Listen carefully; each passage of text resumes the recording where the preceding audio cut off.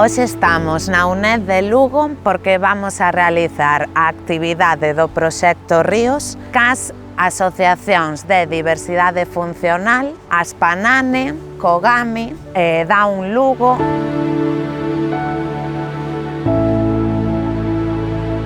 Esta actividade de Proxecto Ríos, iniciativa que desenvolve ADEGA, financia a Confederación Hidrográfica Miño-Sil, na que colabora tamén a UNED, é unha saída ao río Miño para avaliar cal é a súa calidade biolóxica empregando macroinvertebrados bioindicadores. Vamos a facer a salida con Aspanane de Viveiro, unha vez que nos metamos no río e capturemos estes animais, que evidentemente logo vamos a devolver, e atendendo a súa presencia ou ausencia no ecosistema fluvial, vamos a darlle unha calidade a outra a este ecosistema fluvial, a este río, ¿no? Concretamente a este treito do río Miño que está aquí a pé da UNED.